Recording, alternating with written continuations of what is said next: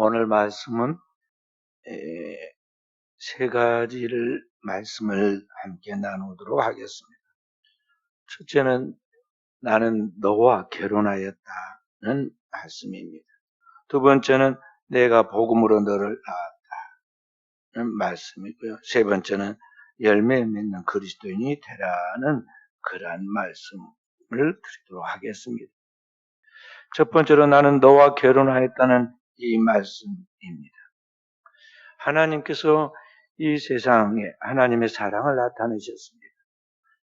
성경은 말씀하시길 하나님의 세상을 이처럼 사랑하사 독생자를 주셨으니 라는 말씀으로 오늘 하나님께서 그 놀라운 사랑을 우리 가운데 발현할 때 그 모든 사랑이 나타나는 현상이 이 세상의 천지 만물이 창조된 것입니다.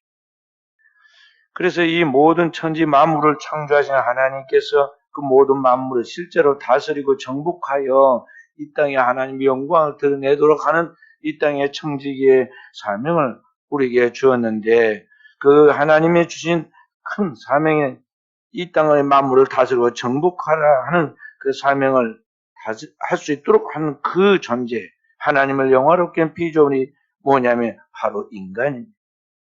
그래서 인간을 창조할 때 하나님께서 모든 다른 만물을 창조할 때 같이 그냥 단순하게 말씀으로 빛이 있으라 그렇게 하실 때 빛이 있었던 같이 창조하지 않고 인간을 창조할 때만큼 하나님께서 의논을 하십니다. 그리고 독특한 방법으로 우리를 만들어내시죠. 그래서 창세기 1장 26절부터 28절의 말씀입니다. 우리 함께 읽어보도록 하겠습니다. 창세기 1장 26절부터 28절 말씀 함께. 하나님이 이르시되 우리의 형상을 따라 우리의 모양대로 우리가 사람을 만들고 그들로 바다의 물고기와 하늘의 새와 가축과 온 땅과 땅에 기는 모든 것을 다스리게 하자 하시고 하나님이 자기의 형상 그 하나님의 형상대로 사람을 창조하시되 남자와 여자를 창조하시고 하나님이 그들에게 복을 주시며 하나님이 그들에게 이르시되 생육하고 번성하여 땅에 충만하라 땅을 정복하라 바다의 물고기와 하늘의 새와 땅에 움직이는 모든 생물을 다스리라 하시니라. 아멘. 여기 하나님께서 인간을 창조할 때 하나님이 의논하셨다 그랬습니다. 하나님이 의논하실 때 여기 그냥 하나님이라고 그러지 않고 하나님께서 말씀하죠. 우리가 우리의 모양을 따라 사람을 짓자고 말씀하시죠. 만들자고 말씀하시는데 하나님이 우리라고 말씀하십니다. 삼일째 하나님을 일컬어 말한 것입니다. 삼일째 하나님께서 의논하십니다. 그런데 인간을 창조할 때 하나님께서 우리의 형상을 따라 우리의 모양대로 그랬습니다. 하나님의 형상과 하나님의 모양입니다. 하나님의 내적인 그런 모든 영성과 함께 그의 외모까지 헬라어로 첼렘과 드무트입니다. 하나님의 이미지와 그 라이크니스, 그의 모습까지도 다 닮은 완전한 하나님의 축소판이 바로 인간이라는 것입니다. 그렇게 인간을 하나님의 창조하시게 의논하고 실제로 창조를 하셨는데 하나님의 형상대로 우리 사람을 창조한 그 사람의 완전한 모습이 뭐냐면 남자와 여자입니다. 그러니까 남자만 완전하게 하나님의 형상이 아닙니다. 여자만이 하나님의 형상이 아닙니다. 남자와 여자를 통해서 하나님의 형상이 완성됩니다.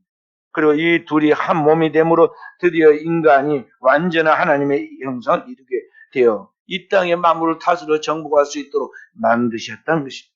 그래서 창세기 2장 24절에 가면 이 두 사람이 하나가 되어서 이 둘이 한 몸을 이루어 한 육체 하나가 될지니라 그랬습니다. 우리 창세기 2장 24절 말씀을 한번 다시 읽어보도록 하십시다. 창세기 2장 24절 말씀 함께.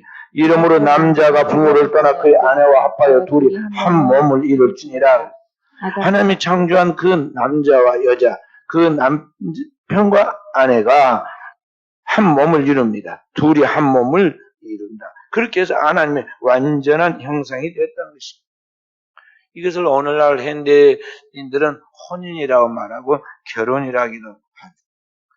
그러므로 인간은 결혼을 통해서 가정을 이루고 이제 그와 똑같이 닮은 또 다른 하나님의 형상인 자녀를 출산하면서 그 자녀를 통하여 영원하신 하나님의 뜻을 이루고 그의 영광을 이 땅에 드러내며 살아가도록 하나님이 만드셨다는 것입니다.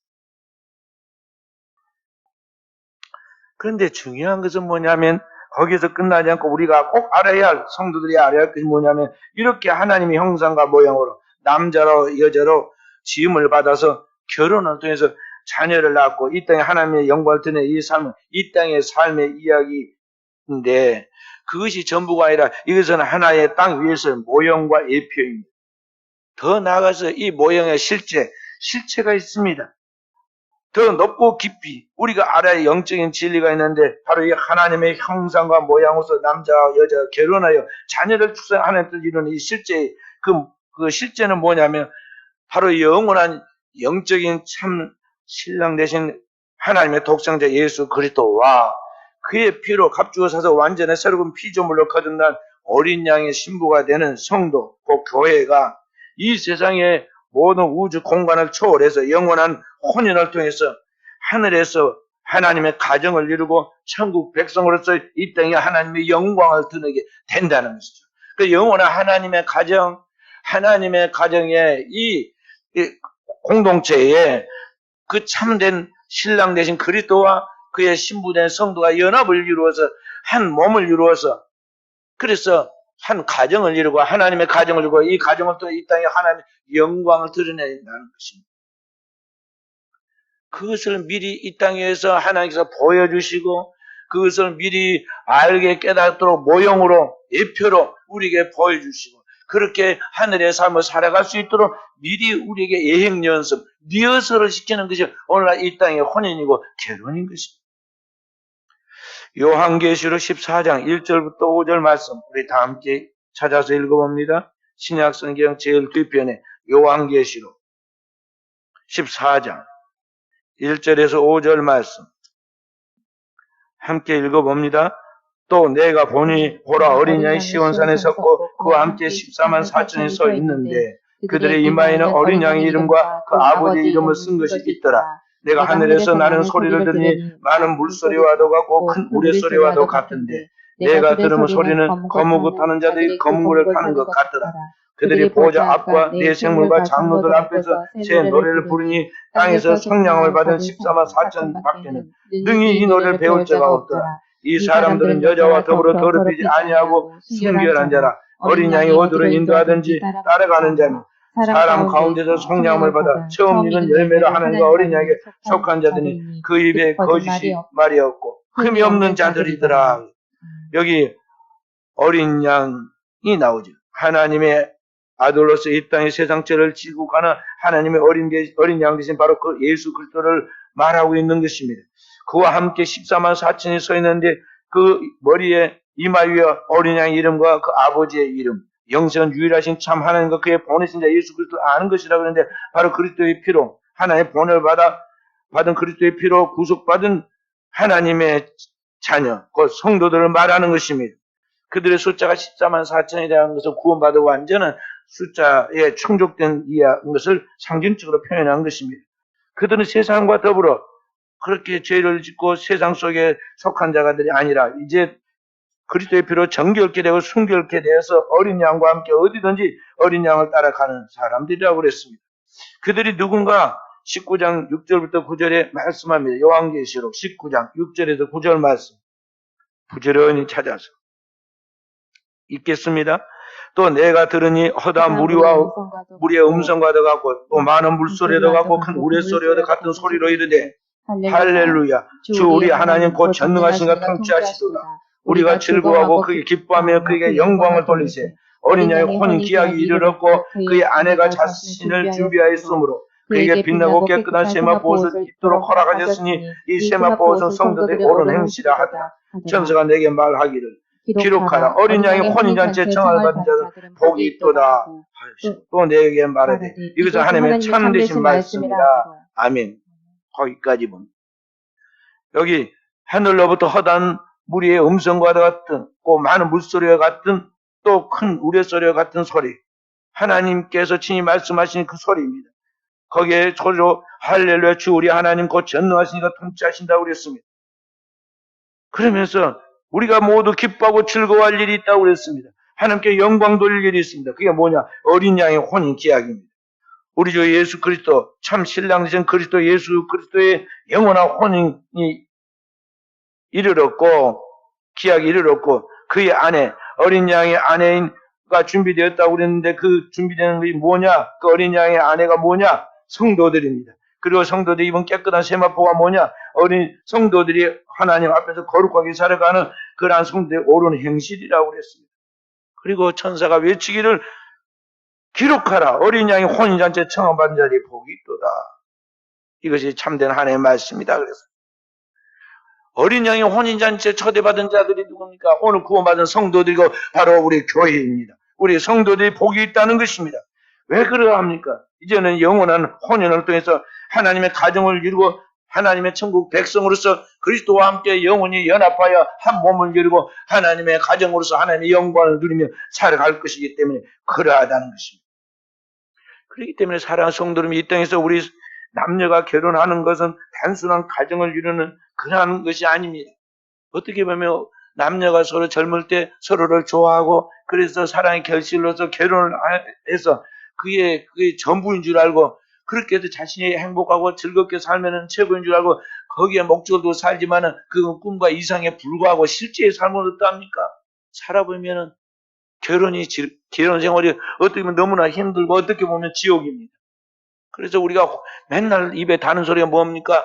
잘못 만났다 그러고 후회하고 헤어지자 싸울 때마다 헤어지자고 그러지 않아요? 그런데 그게 눈앞에 지금 당장 신랑 대신 그리스도에까지 연관을 시켜서 생각하지 못하고 거기까지 가는 미리 예행 연습이고 그 모형적인 삶에 우리가 지금 실습인데 그걸 생각하죠. 자신들이 지금 완전한 줄 알아요. 완전한 신부이고 완전한 신랑같이 포장하고 위장을 하고 그렇게 착각을 하다가 실제로 살아보니까 그게 아니다는 게 3일도 못까지 드러납니다. 그래서 오늘 이 결혼이라는 것은 단지 남자, 여자가 서로 좋아해서 혼인했다고 해서 그게 전부가 아니라 그것이 하나의 상징이고 예표이고 실제로 우리가 하나님 앞에 갔을 때 하나님 앞에 그의 독생자이신 예수 그리스도 신랑 되신 그리스도와 그의 신부된 성도로서 오늘 우리가 영원한 영적 혼인을 통해서 하나님의 신성한 가정을 준비해서 하나님 앞에 영원토록 살도록 하기 위하여 하나님이 미리 이 땅에서 준비시키고 훈련시키고 그렇게 살아가도록 하나님 말씀으로 무장시켜 나가도록 하는 그런 예행 연습이라는 것이. 리허설을 잘해야 돼요. 많이 연습하고 많이 복습하고 많이 훈련해야 그 명작이 나오잖아요. 좋은 작품이 나오지. 오늘 이 땅의 결혼 생활이 지금 현재 불완전하게 보이고 때로는 이것이 우리의 삶 속에서 잘못된 것 같이 보일지라도 이런 것들을 잘 다듬어가지고 우리가 완전한 주님 앞으로 나아가도록 하는 과정이라는 걸 알고 서로가 서로를 긍휼히 여기고 서로가 서로의 약점을 잘 담당하면서 저 영원한 하나님 앞에 나가는 그런 준비로서 이러한 과정들을 삼아야 한다는 것입니다. 그렇게 해서 오늘 우리는 이 가정의 생활을 통해서 이제 남편과 아내가 이 땅에 하나님의 뜻을 드러내고 그 영광을 이 땅에서도 드러내지만 영원한 하나님의 앞에 갔을 때 그때는 완전한 삶을 우리가 살아갈 수 있게 되는 것입니다. 그런 의미에서 오늘 본문의 사도 바울은 에베소서를 통해서 기독교의 교회론을 이야기합니다. 에베소서는 기독교의 교회가 무엇인가, 교회는 어떤 것인가를 이야기하는 교회론을 이야기하는데 뜬금없이 여기 보면 이 땅에 결혼한 남편과 아내에 대한 이야기를 쭉 이야기합니다. 그래서 아까 에베소 5장에 보면은 그 앞에 남편들아 아내들아 그렇게 이야기하면서 자꾸 섞어가지고 그리스도와 교회에 대하여 말하노라. 남편아 아내를 사랑하기를 그리스도와 교회를 위하여 자신을 주신 같이 하라. 아내들아 남편을 사랑하기를 맞지? 교회가 그리스도에게 복종하다 그렇게 해야 한다. 그런 이야기로 자꾸 섞어서 이야기한 것은 그런 의미가 있는 것입니다. 그리고 그 더 나아가서 6장에 들어가면 자녀들에게까지 이야기를 합니다. 그것은 뭐냐면 본질적으로 이 교회와 그리스도에 대하여 오늘 이야기하는 것이기 때문에 오늘 하나님 말씀에서 그 이야기를 한 것입니다. 그래서 30절, 31절, 32절에 결혼에 대하여 창세기 2장 24절의 말씀을 인용해가지고 사람의 부모를 떠나 그의 아내와 합하여 그들이 한 육체가 될지니 하는 그 결혼에 대하여 이야기를 하면서 사도 바울은 이 비밀이 크도다. 나는 그리스도와 교회에 대하여 말하노라. 신랑과 신부를 통해 가정을 이루는 이 비밀이 단순한 것이 아니라 하늘에까지 이어지는 영원한 것이기 때문에 그 영원한 하나님의 나라에서의 신랑 되신 그리스도와 그의 신부된 성도인 교회에 대하여 말하는 것이고 이게 연관되어 있다는 것을 이야기하고 있다는 것입니다. 그래서 오늘 주님이 우리를 부르시고 하나님 백성 삼으시고 신앙 안에서 오늘 우리를 하나님의 완전한 사람으로 만들어가는 이것은 뭐냐면 주님이 우리를 그의 신부로 불러가지고 오늘 우리로 하여금 하나님 앞에서 영원한 하나님의 가정을 만드는 작업입니다. 우리를 주님께서 부르고 예수 믿게 하고 세례를 주어서 주께서 우리에게 말씀하신 것은 뭐냐면 내가 너와 결혼하였다는 것이죠. 나는 너와 결혼하였다는 것. 성도는 그리스도와 예수 그리스도를 믿고 세례를 받는 그 순간부터 내가 그리스도와 한 몸이 되어 연합된 사람으로서 영원한 신랑 되신 그리스도와 한 몸을 이루는 그의 신부라는 것을 명심해야 합니다.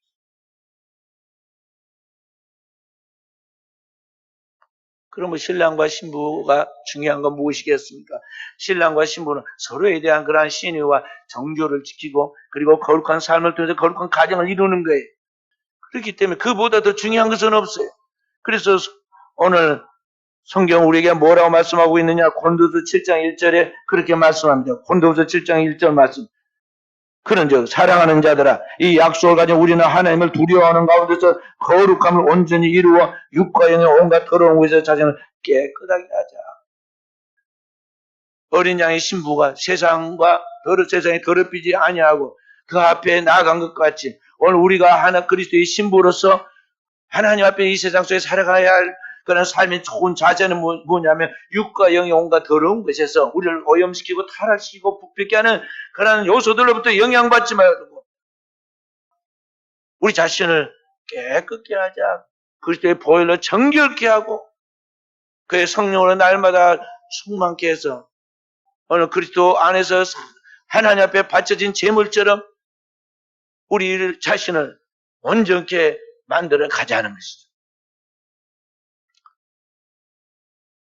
로마서 12장 1절 2절에 보면 사도 바울은 그렇게 말씀합니다. 그러면 내 사랑하는 형제들아 내가 하나님의 모든 자비하심으로 너희를 구원하노니 너희 몸을 하나님이 기뻐하시는 거룩한 산 제사로 드리라. 이는 너희들의 영적 예비니라. 그러면서 너희는 하나님이 선하시고 기뻐하시고 온전하신 뜻이 무엇인가를 분별하라. 날마다 그리스도인으로서 여러분 거저는 거울을 바라보고 자기 몸을 단장하고 몸을 매일 샤워를 하고 그리고 단장을 하듯이 우리의 영혼을 그리고 우리의 육신까지도 육과 영의 모든 더러운 것 오염되어 있는 나도 모르게 세속적이고 육체적이고 정력적으로 부패하고 있는 이 세상에 물들어 있는 것들을 그 영원한 하나님의 말씀으로 씻고 그리고 그의 보혈의 성령으로 충만케 우리를 단장해서 하나님의 자녀로서 하나님의 선하시고 기뻐하시고 온전하신 뜻을 따라 살아가도록 우리를 무장해야 한다는 것입니다. 오늘 우리 사랑하는 성도들 그와 같은 그리스도의 신부로 부족함이 없는 복된 종들이 되어지기를 주님의 이름으로 축원드립니다. 두 번째로 말씀드릴 것은 내가 복음으로 너를 낳았다는 것입니다. 하나님은 우리를 그리스도와 연합으로 부르셨습니다. 그리스도와 하나 된 성도는 그 안에서 새로운 삶을 살게 되고 그 결과 결혼한 그 부부, 남편과 아내가 결혼했다는 그 모든 결산이 뭐냐면 새로운 생명이 탄생하는 것입니다. 그래서 신랑과 신부가 한 몸을 이루는 가정을 이루면서 그 하나 된 표가 몸에 나타나서 자녀가 출산하는 것 같이 오늘 우리는 참 신랑 되신 그리스도와 그와 한 몸을 이루는 신부로서 영적인 연합을 이루어 살아간다면 오늘 우리는 우리에게 뭐가 나타나냐면 영혼의 열매, 영혼의 생명이 반드시 따라야 한다는 것입니다. 고린도전서 4장 15절부터 16절 말씀 함께 우리 찾아서 읽어봅니다. 고린도전서 4장 15절 16절 말씀 함께 그리스도 안에서 일만 스승이 있으되 아버지는 많지 아니하니 그리스도 예수 안에서 내가 복음으로써 너희를 낳았습니다. 그러면 내가 너희에게 권하니 너희는 나를 본받은 자가 되라. 사도 바울이 고린도 교인들에게 말씀하면서 복음으로 내가 너희를 낳았다고 그랬습니다. 그러니까 오늘 우리는 이 땅에 뭐 지식적으로 우리 세상에 보면은 많은 스승과 제자가 있지만 그런 단순한 관계가 아니라 부모가 결혼해서 남자와 여자가 혼연을 통해 결혼해서 자녀를 낳습니다. 일반적으로 자녀는 다 하나씩 낳잖아요. 그와 같이 자녀를 낳는 것 같이 사도 바울이 오늘 고린도 교인들에게 복음으로 내가 너를 낳아서 지금 기른다는 것입니다. 그와 같이 오늘 우리가 사도 바울처럼 진정한 그리스도와의 생명의 연합 관계가 이루어졌다면 그 안에서 주님과의 관계 속에서 사도 바울처럼 온전한 생명의 열매를 맺어야 하고 그 생명을 낳아서 이 땅에 영적 부모로서 길러야 한다는 것입니다. 그래서 믿음의 온전한 가정을 이루어야 합니다. 나를 구원하고 살린 그 복음으로 영적 자녀를 출산하여 온전한 하나님의 가정이 완성되도록 하는 것입니다. 그래서 신랑 되신 그리스도가 신부된 성도인 오늘 우리를 구원하여 완전하게 하면서 마지막으로 부탁한 말씀이 마태복음 28장 18절부터 20절의 말씀입니다. 너희는 가서 모든 족속으로 제자를 삼아 아버지와 아들과 성령의 이름으로 세례를 주고 내가 너희에게 분부한 모든 걸 가르쳐 지키게 하라는 것입니다.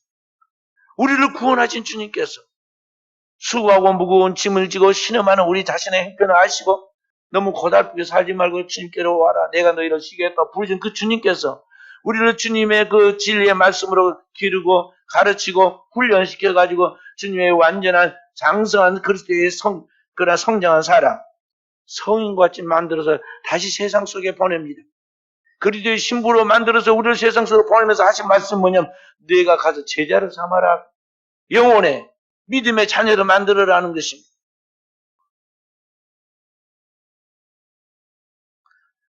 자, 그렇다면은 오늘날 우리가 신앙생활을 해가면서 우리의 삶 속에서 교회를 오래 다녔고 신앙생활을 오래 했는데도 불구하고 복음으로 진정한 하나님을 믿는 믿음의 자녀, 믿음의 제자를 만들어서 하나님 앞에 열매를 맺는 생활을 해야 하는데 그렇게 되지 못한다면은 이게 무언가를 우리가 진지하게 생각해야 합니다. 오늘 내 삶에 영혼에 반드시 열매가 있어야 하는데 내 삶에 믿음의 결선을 믿음의 자녀가 나에게서 영적 자녀가 나와야 하는데 내 삶의 자리, 가정과 내 직장과 내 만나는 모든 삶의 그러한 사람들 속에서 그 사람을 본받아 그와 같이 믿음으로 살 영적인 하나님의 자녀가 나와야 하는데 그렇게 그 영혼의 열매가 따르지 못한 것은 무엇이냐 하는 것을 우리가 고민해야 한다는 것이죠. 요한복음 15장 1절부터 8절에 보면 주님께서 그런 말씀을 이야기합니다. 요한복음 15장 1절부터 8절에 이렇게 말씀합니다. 나는 참 포도나무요 내 아버지는 농부라. 무릇 내게 붙어있어 열매를 맺지 아니하는 가지는 아버지께서 그를 제해버리시고 무릇 열매를 맺는 가지는 더 열매를 맺게 하려 그들 깨끗하게 하여 하시느니라. 그러니까 주님께서 포도나무 비유를 통해서 주님이 세상에 생명을 주는 참 포도나무이고 그리고 우리 하나님 아버지는 그 포도나무를 기르는 농부와 같다면 오늘 그 안에서 열매를 맺도록 오늘 우리는 그 주님과 함께 굳게 붙어있는 가지와 같은데 만약에 여기에 이 포도나무에 열매가 맺지 않는다는 원인이 무엇이겠느냐? 가지가 줄기에 굳게 붙어있어 영양을 공급받아야 하는데 그게 제대로 안 되니까 연합이 안 되니까 결국 그 포도나무에 열매가 없음 같지. 오늘 우리의 신앙과 삶에 좋은 생명의 열매가 믿음의 자녀가 태어나고 그 믿음의 자녀들이 양육되지 않는다는 것은 뭐냐? 오늘 주님과 나와의 관계 속에서 신앙의 그 근본적인 문제가 뭔가 지금 문제가 있고 병들이 있고 고장나 있지 않느냐 하는 말이에요. 그래서 여기에 그리스도인으로서 저와 여러분은 거룩한 고민이 있어야 돼요. 왜 내가 오래 믿었는데 신앙생활 오래 했는데 마치 오래된 포도나무와 같은데 내 신앙에 열매가 없는가 하는 것입니다. 요한복음 15장 8절에 보면 이렇게 말하는데 너희가 열매를 많이 맺으면 내 아버지의 영광을 받으실 것이요 너희는 내 제자가 되리라. 우리 포도를 기르는 농부가 그 열매가 많으면 행복해하듯이 똑같다는 거예요. 오늘 우리를 세상 속에서 구원하고 그리스도의 신부로 만들어서 연합시켜놓은 우리 하나님의 소원이 뭐냐면 오늘 우리를 통해서 영혼의 열매를 맺는 것이에요. 열매를 많이 맺으면 아버지가 기뻐하신다고 그랬습니다. 요한복음 6장 40절에 보면 주님이 말씀하십니다. 내 아버지의 뜻은 아들을 보고 믿는 자마다 멸망치 않고 영생을 얻는 이것이 마지막 날에 내가 다시 살리리라 그랬어요. 그러니까 아버지의 뜻은 오늘 우리를 통해서 예수 믿고 우리뿐만 아니라 또 많은 사람이 열매를 맺어서 하나님께 영광 돌리고 그런 것을 통해서 우리가 인생에 살아가는 삶의 결산과 보람이 있어서 하나님께 영광 돌리고 상을 받도록 하는 것이 그게 아버지의 목적이라는 것이죠. 그런데 가지가 포나에 굳게 붙어있지 아니하면 그 가지는 잘려져서 밖에 버려져서 말라서 불살라 버린다는 말씀처럼 오늘 우리가 우리의 신앙과 삶에 아무 결산이 없다면은 열매가 없다면은 달란트 비유에서도 그런 이야기를 주님이 하셨지만은 그 달란트에 아무 소득이 없고 열매가 없는 그 한 달란트 가진 자를 주께서 바깥 어두운 데 내쫓아 슬피우며 이를 갈게 하라고 그러잖아요. 무익하다. 악하고 게으른 종이다 그랬잖아요. 오늘 우리의 신앙과 삶에 하나님께서 이 땅 천지 만물을 창조하고 건강 주고 시간 주고 청명함을 다 주고 이 세상에 남부럽지 않게 살아갈 수 있도록 만들었는데 그것을 가지고 주님이 기뻐하는 영혼의 구원, 영혼의 열매, 영혼의 그런 하나님의 자녀되는 제자를 만들어서 하나님을 기쁘시게 하는 삶을 살아야 하는데 시간과 정력과 인생을 다 같은데 낭비해가지고 무익한 삶을 살아가는 그 사람은 주님이 말씀하신 무익하다 그랬잖아요. 쓸모없다는 것이죠. 어떤 사람이 쓰레기를 태우면서 아까워합니까? 불살라버릴, 소각시켜버릴 걸 누가 미련을 둡니까? 하나님이다 최후의 무익한 그 사람에 대해서는 사람같이도 생각 안 합니다. 그는 이미 폐기 처분되어 있는 그 목록에 들어있어요. 그래서 노아의 홍수 때 그 많은 사람들이 하나님이 창조하였던 그 많은 사람들이 하나님의 심판하여 홍수를 떠내려갔는데 하나님 천일 거기에서 개의치 않으세요. 미련이 남아있는 노아만 슬퍼해가지고 사람이 하나도 없으니까 혼자 포도주를 너무 많이 마셔가지고 취해가지고 자녀들한테 허점을 보이고 좀 그런 이야기가 나오잖아요. 하나님은 슬퍼하지 않으세요. 왜냐하면 집안 청소해놓고 집안 정수하고 깨끗이 해놓고 누가 그걸 슬퍼할 사람이 누가 있겠어요. 개운하고 참 좋다 생각하죠. 최후에 하나님께서 우리의 세상을 하나님의 심판하시고 정리하실 때 그거 같은 거 알아야 돼요. 하나님 앞에 구원받을 자들과 하나님께서 심판할 자들을 영원히 심판할 자들을 구분해서 하나님께서 처분하시는데 바로 그러한 대열에 들어가지 않도록 우리는 우리의 신앙과 삶을 오늘 살아있는 순간순간 우리가 우리 자신을 점검하고 하나님이 주신 이성과 하나님이 주신 총명함을 가지고 그 영적인 통찰력을 가지고 우리 자신을 살펴서 하나님 앞에서 내가 어떤 존재인가, 무익한 존재인가, 하나님을 영원롭게 하는 유익한 존재인가를 늘 살펴서 내 영혼의 삶을 결산하여 하나님의 열매 맺는 삶을 살아가도록 해야 하겠습니다. 그래서 오늘 말씀의 결론이 뭐냐면 열매 맺는 그리스도인이 되라는 것입니다.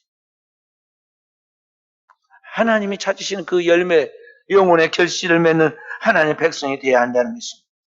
경북 안동에 김익현 장로님이라는 분이 계셨는데 1869년에 출생하였습니다. 그분이 1910년부터 은혜 받고서는 매일 취사도구와 친구를 준비해서 전도하기 위해 집을 나섰습니다.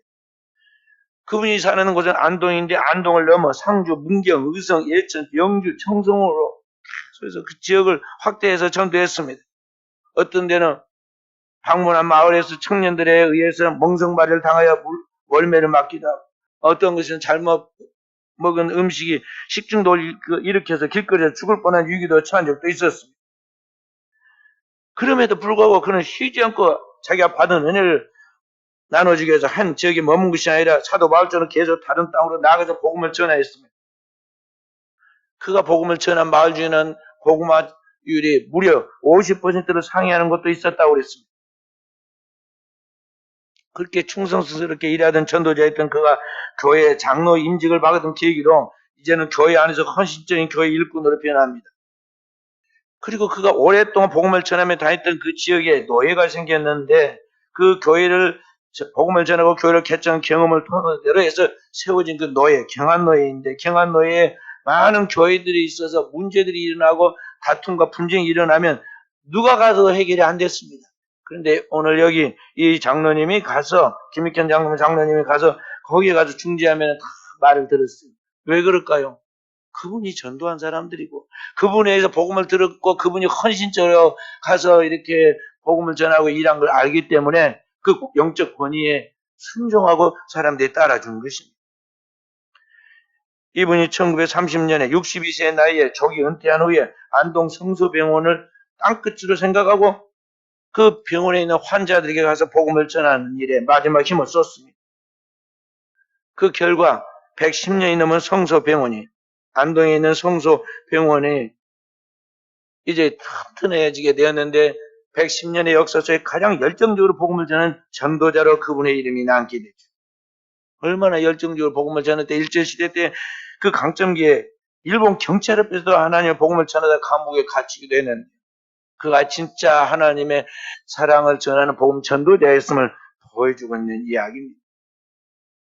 이와 같이 오늘 우리는 믿음의 선진들이 사도들이 그리고 초대교회 성도들이 사도 바울이 그리고 믿음의 우리 한국교회 선진들이 한 것처럼 우리가 주님과 하나 되어서 주님과 한 몸을 이루었다면 우리가 이 땅 위에서 주님이 하신 그 사역을 그대로 위임받아 그대로 따라 해야 하겠습니다. 주님이 명하신 그 주님의 지상 명령을 따라 나아가야 한다는 것입니다.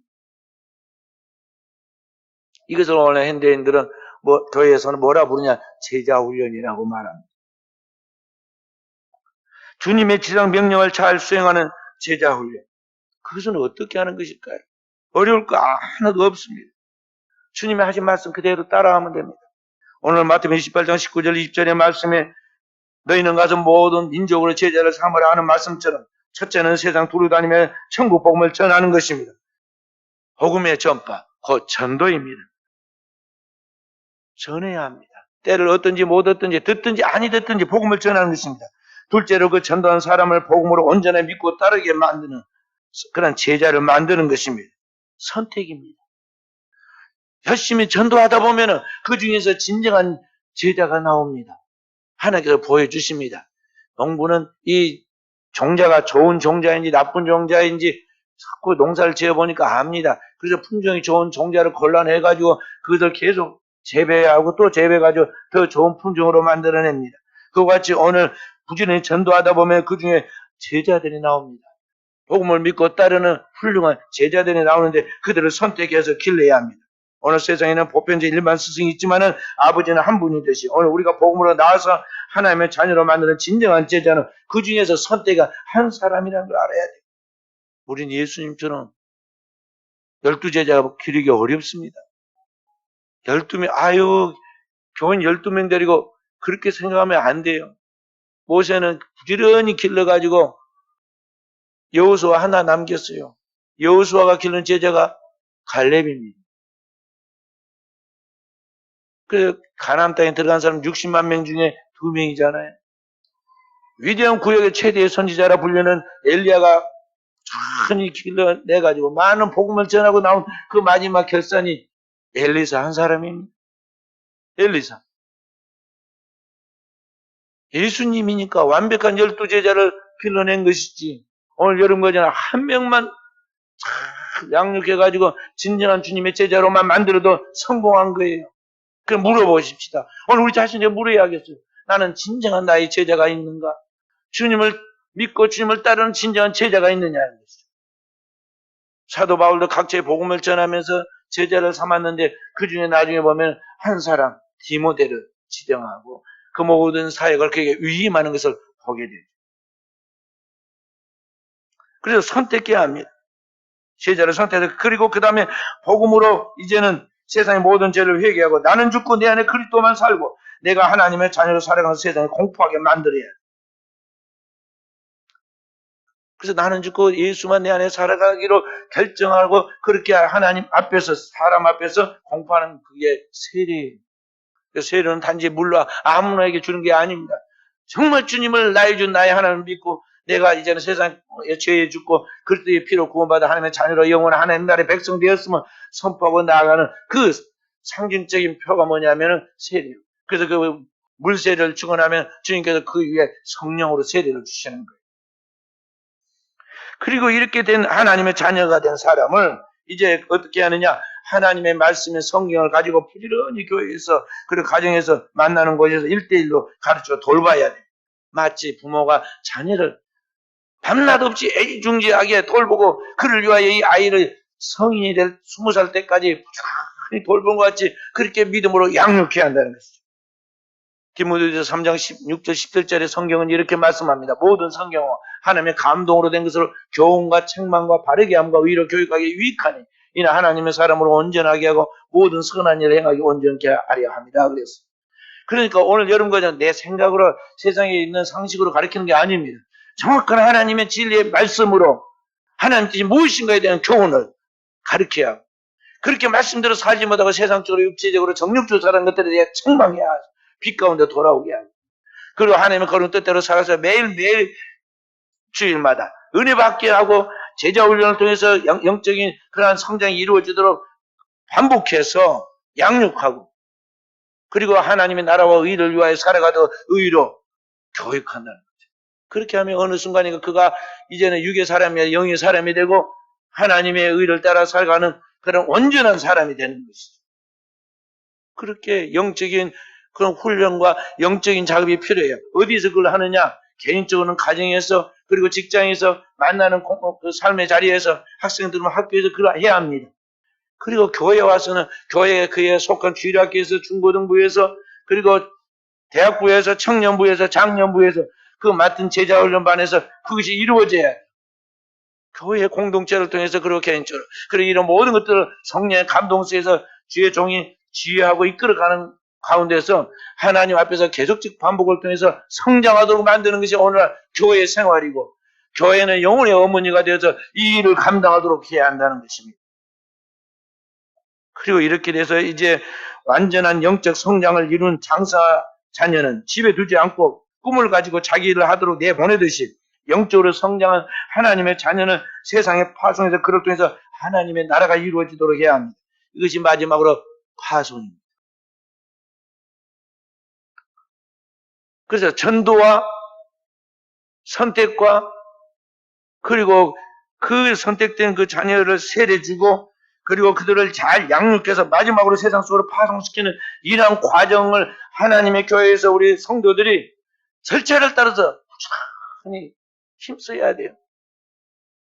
교회의 연합된 기관을 통해서 가정과 교회가 하나가 되어가지고 이것을 계속적으로 반복해서 나가는 가운데 하나님께서 그의 성령으로 각자를 이제 양육해서 완전한 주님의 자녀로 그리스도의 일꾼으로 그리고 그리스도의 신부로 만들어 가십니다. 주님이 이 땅에서 그 사역을 마쳐가고 십자가를 지기 마지막 전에 대제사장으로 겟세마네 동산에 기도할 때 요한복음 17장 9절부터 11절에 그런 말씀합니다.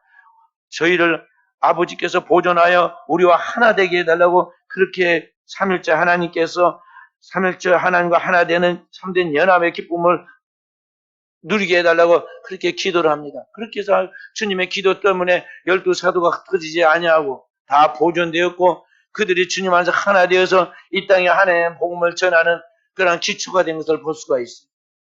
오늘날 우리가 삼일째 하나님의 태초에 우리가 우리의 모양을 따라 우리의 형상과 모양을 따라 사람을 만들자 하고 우리를 지어서 하나님의 가족으로 만들어준 것 같이 오늘의 시대에 우리가 그 삼일째 하나님의 정신을 이어받아가지고 오늘 이 땅에서 그리스도 안에서 연합을 이룰 뿐만 아니라 그게 영원한 하나님의 나라에까지 이어지도록 만드는 이 중요한 사명을 교회를 통해서 완성하도록 해야겠습니다. 그것이 신앙생활입니다. 우리가 아쉬울 때, 필요할 때, 다급할 때만 교회 와서 주문해야되지 그렇게 하면 안 돼요.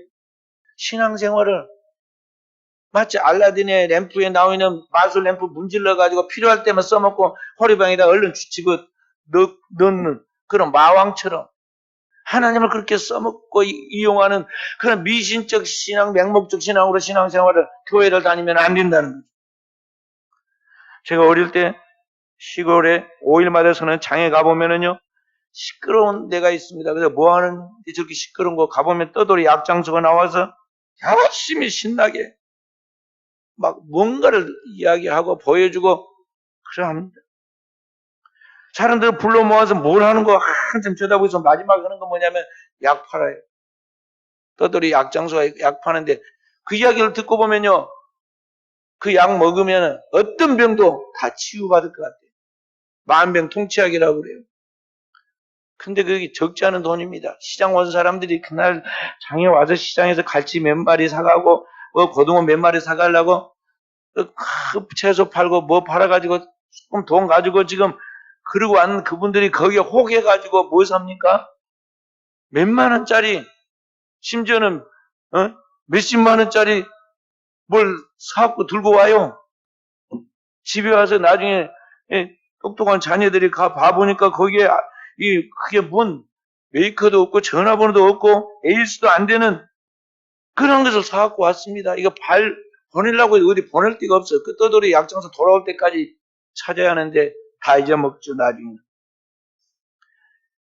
그런 식으로 신앙생활을 우리가 그냥 해치워버리는 식으로 해서는 안 된다는 것이죠.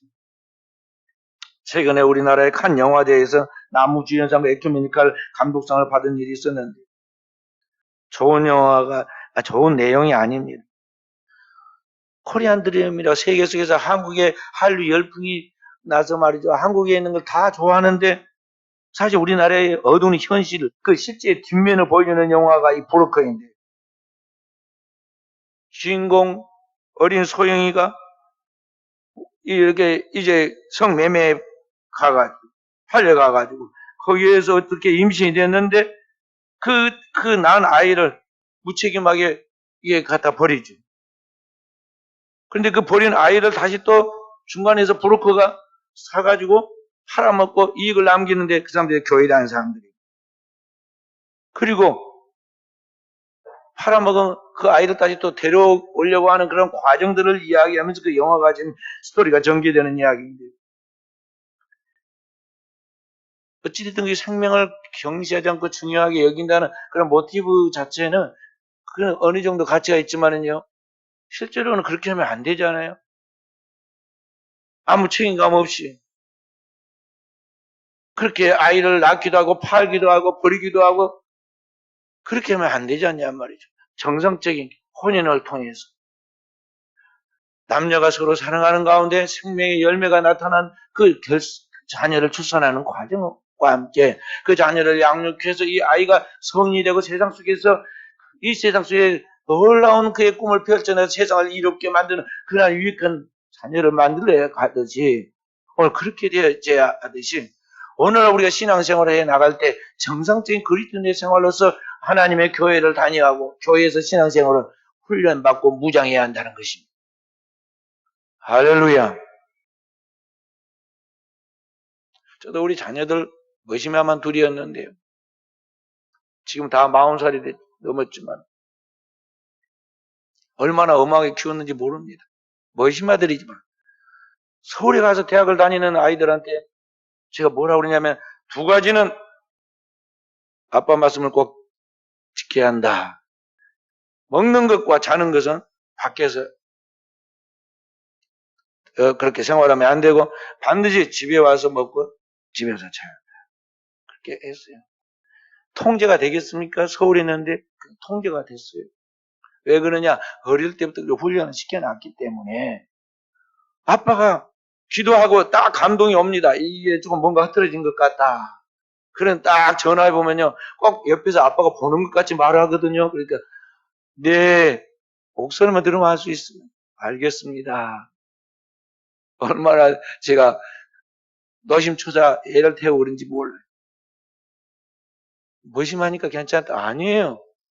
남자도 없고 여자도 없고 우리는 언제든지 이 어둠의 세계에 노출돼 가지고 사단에게 공격당할 위험성이 있는 존재들이라는 것입니다.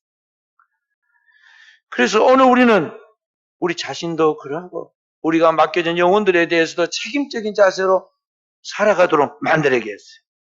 임마누엘 칸트는 이렇게 말했습니다. 너는 너 자신의 인격에 대해서든지 다른 사람의 인격에 대해서는 인간을 언제나 목적으로 대하고 결코 한가 수단으로 사용하지 않도록 행해야 하라. 오늘 현대인들은 너무나 이기적이고 개인주의적으로 물질적으로 자세가 흩어져 가지고 자기만 알고 자기의 육신의 쾌락과 행복과 즐거움을 위해서는 다른 모든 사람들은 부모까지라도 이용하고 한갖 수단으로 사용하고 폐기 처분하는 그런 모습들을 보이잖아요.